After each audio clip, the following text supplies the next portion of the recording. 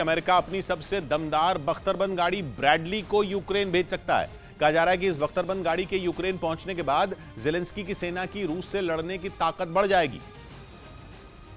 इसलिए अमेरिका अपनी दमदार बख्तरबंद गाड़ी ब्रैडली को यूक्रेन भेजने पर विचार कर रहा है। खबर है कि अमेरिका लगातार यूक्रेन के अधिकारियों से संपर्क में है ताकि उसे ये पता चलता रहे कि रूस के खिलाफ यूक्रेन की जरूरतें क्या हैं। हाल ही में यूक्रेन ने पश्चिमी देशों से टैंकों, लंबी दूरी तक मार करने वाली मिसाइलों, बख्तरबंद गाड़ियों और एयर डिफेंस सिस्टम की मांग की थी। कहा जा रहा है कि इसी के बाद अमेरिका ने यूक्रेन को अपनी बख्तरबंद गाड़ी ब्रैडली देने पर विचार किया। हालांकि अमेरिका की तरफ से इस पर अब तक फैसला नहीं लिया गया है और न ही ये तय किया गया है कि अगर ये बख्तरबंद गाड़ी यूक्रेन भेजी गई तो इसकी डिलीवरी यूक्रेन को कब तक होगी, और न ही अमेरिका ने यह फैसला लिया है कि कितनी ब्रैडली उसे यूक्रेन भेजनी है।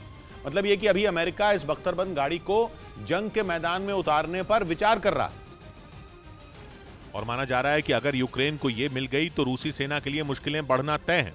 ये अपने खेत में 2000 मछलियां पाल के हर 6 महीने में 3 लाख तक कमा रहे हैं। आपको भी ये करना है, इनसे सीखना है तो फ्रीडम ऐप को अभी डाउनलोड कीजिए। क्योंकि ब्रैडली की गिनती अमेरिका की सबसे दमदार बख्तरबंद गाड़ियों में होती है, जो 25 mm की बंदूक और एंटी टैंक मिसाइलों से लैस होकर दुश्मन की तरफ बढ़ती है और उसमें लगे GPS की मदद से दुश्मन पर सटीक निशाना साधना आसान हो जाता है। यही वजह है कि बाइडेन सरकार रूस के खिलाफ ब्रैडली को जंग के मैदान में उतारने पर विचार कर रही है ताकि यूक्रेन की सेना को रूस से लड़ने में मजबूती मिल सके।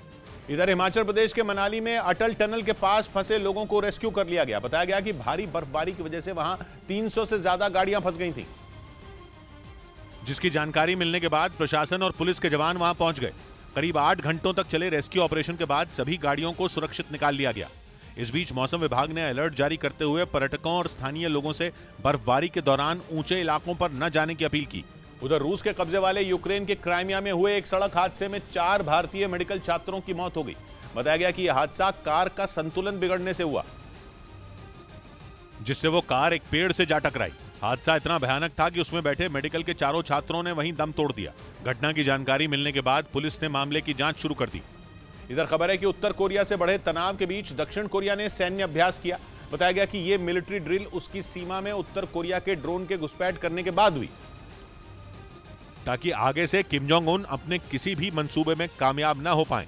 इसी हफ्ते उत्तर कोरिया के ड्रोन ने दक्षिण कोरिया की हवाई सीमा में घुसपैठ की थी, जिसकी वजह से दोनों देशों के बीच तनाव पहले से ज्यादा बढ़ गया। खबर है कि ड्रोन की घुसपैठ से 3 दिन पहले किम ने अपनी ताकत दिखाते हुए कम दूरी की 2 मिसाइलें भी दागी थी, जिसके बाद से ही दक्षिण कोरिया सतर्क हो गया था।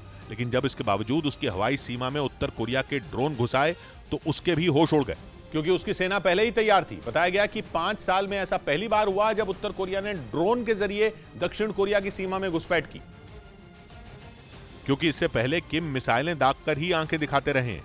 खबर है कि ड्रोन की घुसपैठ के बाद ही दक्षिण कोरिया ने अपनी सेना की ताकत को बढ़ाने का फैसला किया। बताया गया कि किम की ड्रोन वाली साजिश को नाकाम करने के लिए दक्षिण कोरिया की वायुसेना ने ड्रोन हमलों से बचने का अभ्यास किया। यही नहीं, दुश्मन के ड्रोन को कैसे हवा में ढेर किया जाए इसकी भी ट्रेनिंग ली।